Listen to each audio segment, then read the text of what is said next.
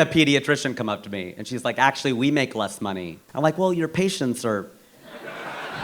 Drake Passage is the roughest seas in the world. It's 600 miles of water where ships can pitch up to 40 feet. My wife was like, no thanks. Rajiv already rocks my world hard enough. I find out that there's a group of people, API. This is a bunch of South Asian doctors, but they don't call it SAD because they're happy. They make a lot of money. Make a lot of money. I think my doctor's here tonight. They make a lot of money, I'm telling you. What kind of medicine? Internal medicine. Isn't it all internal medicine? Unless you're a dermatologist, it's all internal medicine. And I remember saying something about how they make the least amount of money, sorry.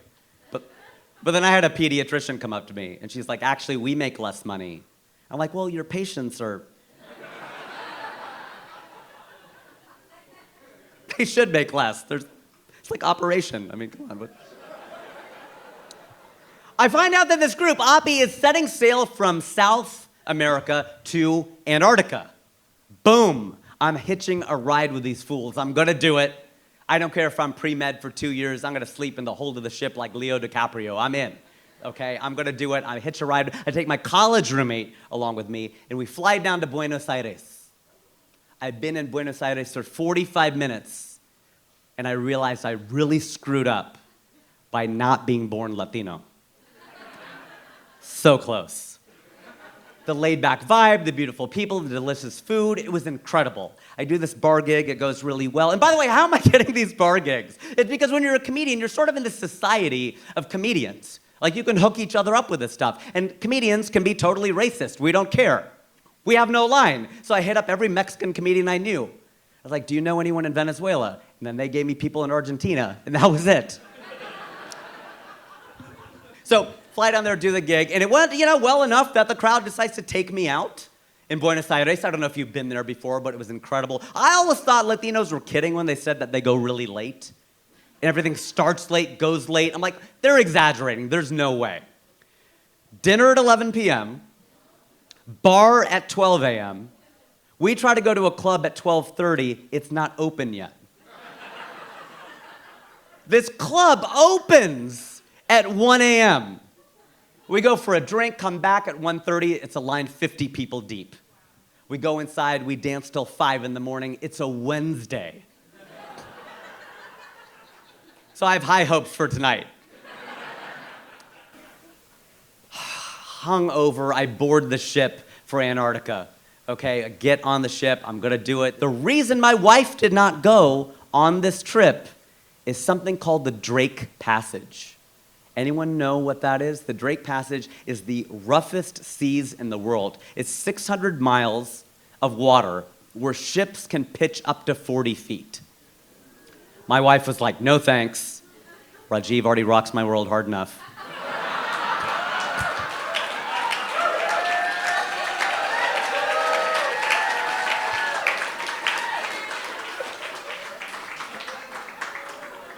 Hi, Mom. Hey, you got a son out of it. What do you want?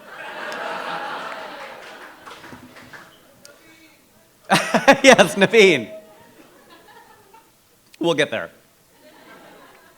So to even imagine what that's like, 40 feet, are you kidding me? You have to go back to math class in the X, Y, and Z axes, okay? Because you're a point in space, and the ship is rocking back and forth.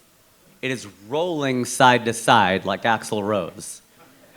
By the way, that's where rock and roll comes from. And it's also pitching up and down.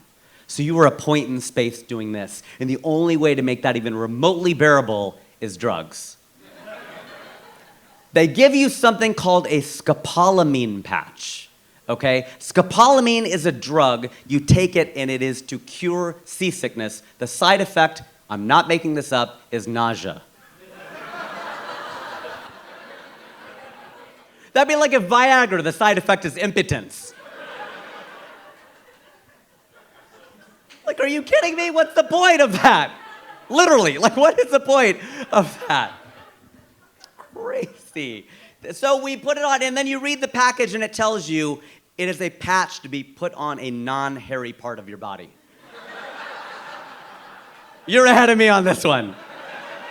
Yeah, we're South Asian. Where's it gonna go? Behind the ear it goes. And oh my gosh, scopolamine. Oh, I learned to love the Drake passage more than, you better find your lovin', you better find your heart. That's a passage by Drake. My British accent's a little better. And we're sailing along with all these Indians who bring along their own chef. South Asians cannot be without our cuisine. I tell you, they put the tikka in Antarctica.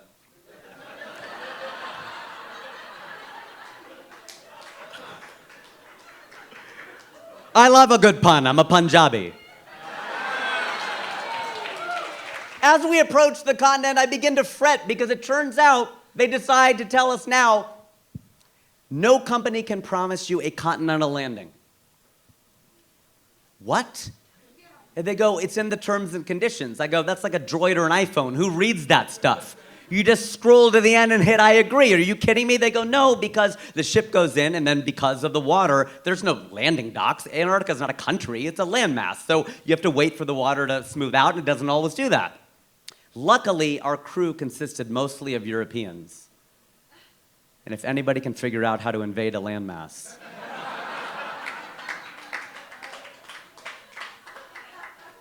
they got us onto the actual continent. I performed for some cruise mates and some penguins.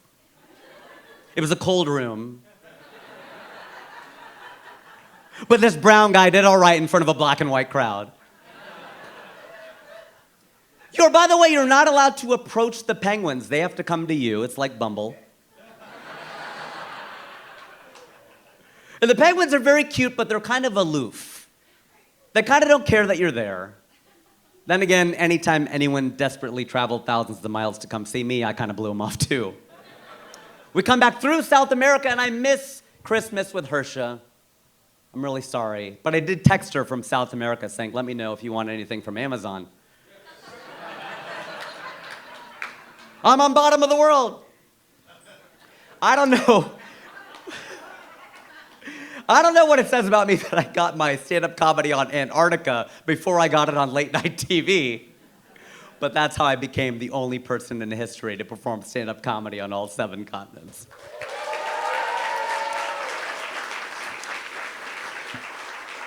You guys are an amazing audience. I feel like I don't even need to do the punchline of the joke. Like, you're just with me from the setup. I feel the love, you know what I mean? Because every joke has a setup and a punchline. Sometimes some tags, little punchlines after it, but it's basically a setup and a punchline. And there are actually comedy clubs in the United States called The Punchline. There's one in Atlanta, there's one up in San Francisco, and I do really well at those clubs. But I think I would crush at a club called The Setup. If all I had to do was set up a joke and walk away, I would be amazing. I would be the king of that comedy club. You ever go to a 3D movie and they give you the red and blue glasses at the beginning of the film? You ever do this thing in the middle of the movie where you take the glasses off your face just to see what the screen looks like without the glasses? So weird. You ever drive along in your car and you look down at the odometer and it's like 9,995, 96, 97. You get all excited because you're like, oh, I'm going to see it turn 10,000 on this trip. And maybe you go through a drive-through, check your phone, and then you look down again, it's 10,002, and you're like,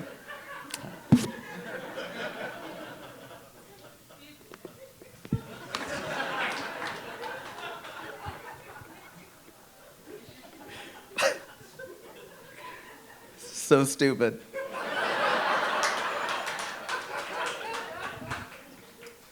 You ever landed at LAX and you're really, really tired, and so you get on one of those moving walkways and you lean against the moving handrail, but it's moving at a different speed from the walkway?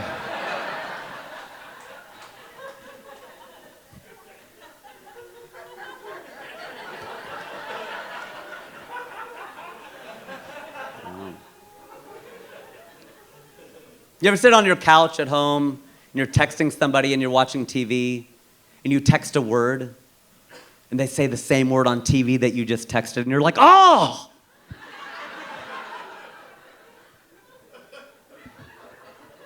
Just 40 more of these.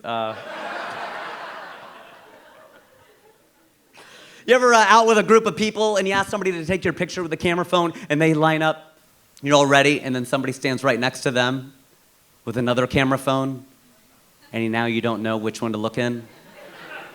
So you sort of split the difference, and you look like an idiot in both of them. That bit is so dumb, but I love it. It's hard to go back to real jokes after that. I thought about it, though. I was like, what is the dumbest thing you've ever heard? Like the dumbest thing you've ever heard. I got to go back to high school geography. There was a girl in our class who could not understand how it was possible to go downhill and north at the same time.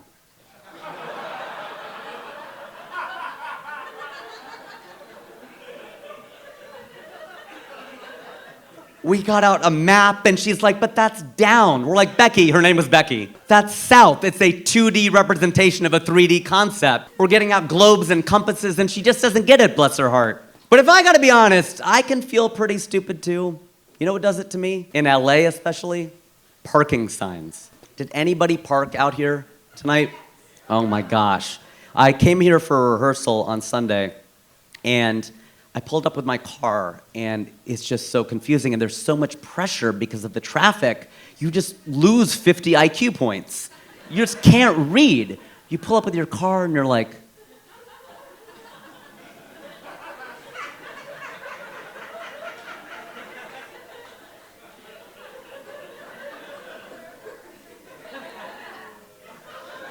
there's like 4 signs.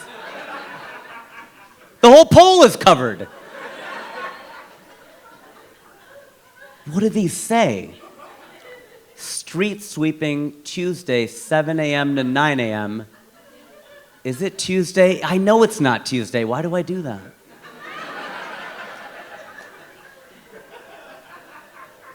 Two-hour parking except Sunday. Does that mean I can park for 2 hours on Sunday? Does that mean I can't park at all on Sunday?